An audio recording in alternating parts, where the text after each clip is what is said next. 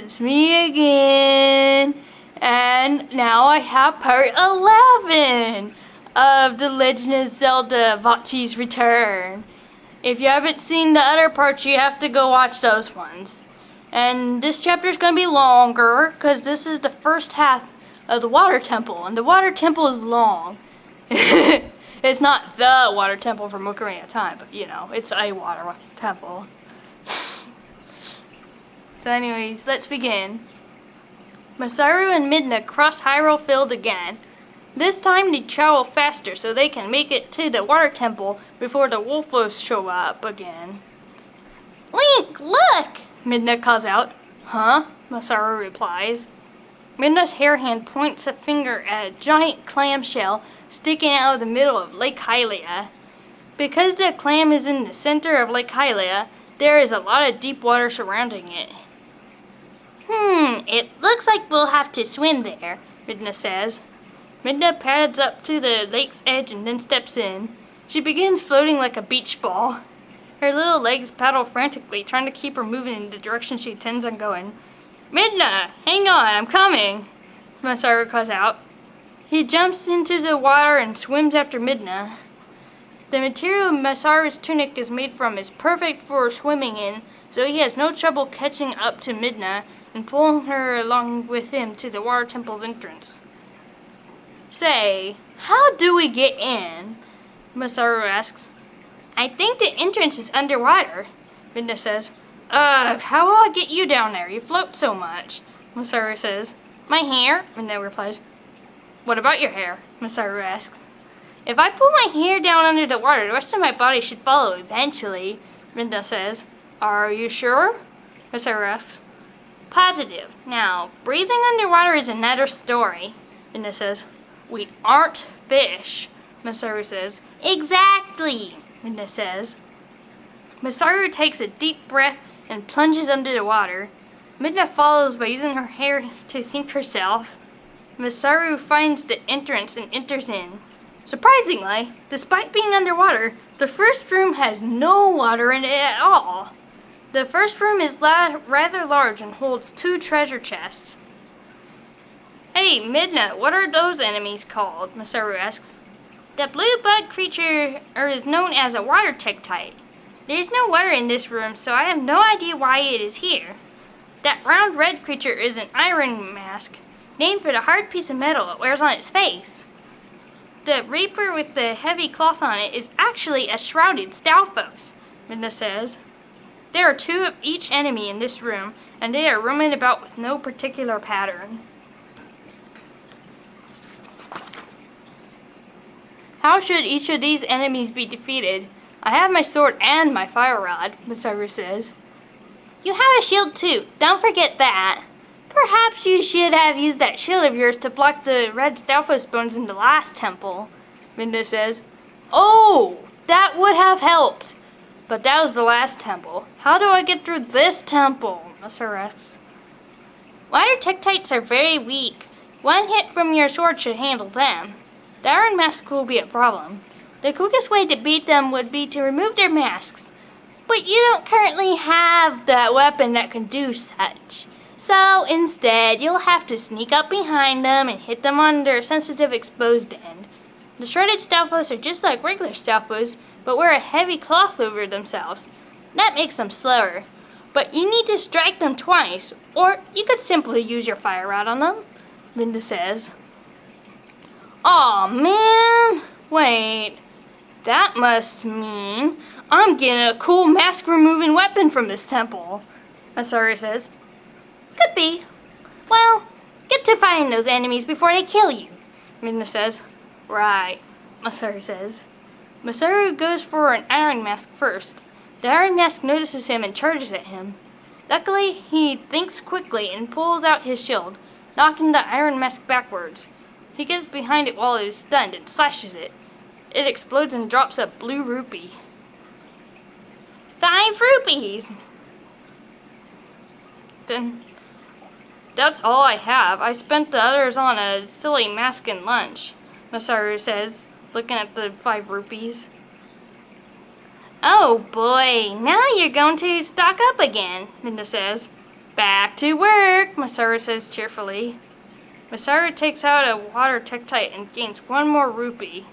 He then uses his fire rod to defeat a shrouded Stalfos and gains 5 more rupees. He attacks the other water Tektite and the other iron mask and the final enemy of the room, the last shrouded Stalfos. He now has 22 rupees. Alright, now for the chests, Masaru says. He goes to the bigger treasure chest first and gets another map and compass. From looking at the map, Masaru finds out that there are 2 floors in this temple. Like the last one, the boss room is in the center. Midna, there are 2 locked doors connected to this room. Which way should I go once I get the key? Masaru asks. Midna studies the map and uses her hair hand to point to the room north of the one they are currently in. Go north first, otherwise you'll forget that room, Midna says.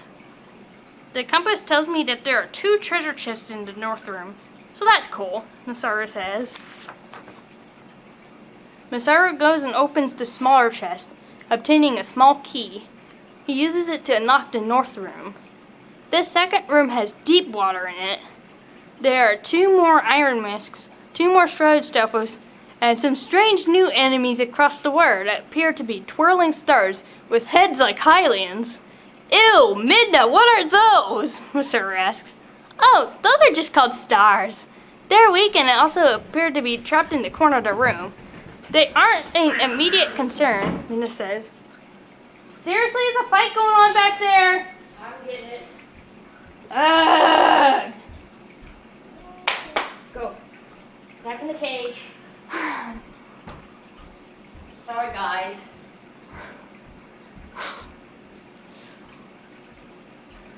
Good, I'm going to take out those 2 iron masks first, Masaru says. He gets the iron masks and defeats them before moving on to the shrouded Stalfos. After that, he swims to the other end of the room and defeats the stars. He obtains 22 more rupees and now has 44 rupees. Surprisingly, a key drops from the ceiling, but it lands down in the water. Seriously? Now what? Masaru asks. Dive under and get the key, Midna says. Okay, Masaru says. He dives under the water and blindly grabs until he feels the cold metal key in his hand. He surfaces and breathes. I got it, Masaru says. There must be rupees in those chests because if you have the key cannot be in a chest, Midna says. Ooh, let me go see, Masaru says. He gets onto the piece of land that was previously occupied by stars and opens that chest first, obtaining 50 rupees. Oh wow, I'm rich, Masaru says.